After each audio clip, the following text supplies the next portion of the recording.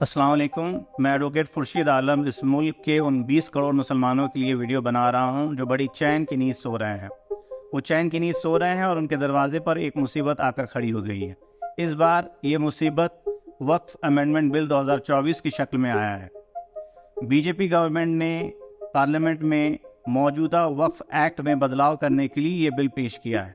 क्या हो जाएगा अगर ये बिल पेश हो गया तो? क्या हो जाएगा अगर ये बिल एक कानून बन गया तो? अगर ये बिल कानून बन जाता है तो आप ये यकीन कीजिए कि मुसलमानों की जो वक्फ जायदाद है, वक्फुल्लाह, ऐसी जायदाद जो उनके पूर्वजों ने अल्लाह के राह में दे दिया, उस जायदाद से, उस मिल्कियत से लोगों का भला हो, इस कौम का भला हो, इस देश का भला हो, ऐसे जायदाद पर सरकार की नजर है। इस बिल के कानून बनने के बाद हमारी हजारों लाखों मस्जिदें, हमारे खानकाहें, हमारे मदारिस, हमारी कब्रिस्तानें और बहुत सारे जो मिली तंजीमें हैं, उनकी जायदाद को आसानी से सरकार हड़प लेगी। ये पहली बार नहीं है कि बीजेपी की केंद्र सरकार ने मुसलमानों को परेशान करने के लिए एक ऐसा बिल पेश किया है। इससे पहले बेशुमार बिल पेश किए जा चुके और वो आसानी से कानून भी बन गया, लेकिन मुसलमान कुछ नहीं कर पाए। खुशी की बात यह है कि इस बार इस बिल को कानून बनने से हम रोक सकते हैं। जब ये बिल पार्लियामेंट में पास किया गया तब अपोजिशन ने बहुत ही जबरदस्त तरीके से इसे रोकने की कोशिश की, जिसके नतीजे में इस बिल को जॉइंट पार्लियामेंट्री कमेटी में रिकमेंड कर दिया गया है। ऐसा नहीं है कि ये बिल कानून बनने से रुक गया है, बल्कि एक छोटा सा पॉज लगा है।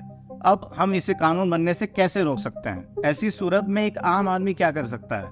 जिस तरीके से डेमोक्रेसी में हर एक वोट की कीमत है, उसी तरीके से इस पूरे मामले में हर एक आम आदमी की राय की कीमत है।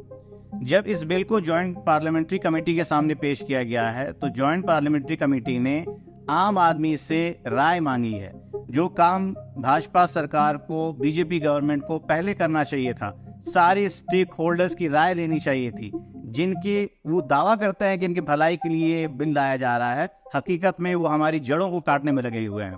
ऐसी सूरत में जब आपके सामने एक नोटिस आया हुआ है, 13 सितंबर तक आपको अपनी राय देनी है, क्या 20 करोड़ मुसलमान में से 50 लाख भी ऐसे नहीं हैं जो अपनी राय को ईमेल के जरिए, खतों के जरिए, एक डेलीगेशन के जरिए जॉइंट पार्लियामेंट्री कमेटी तक पहुंचा सकें? हम जानते हैं कि ये पूरा काम बहुत ही टायरिंग है। आप कैसे एक मेल को बनाएंगे, किस तरह से अपनी बात को रखेंगे? हमने आपके काम को बहुत ही आसान कर दिया है।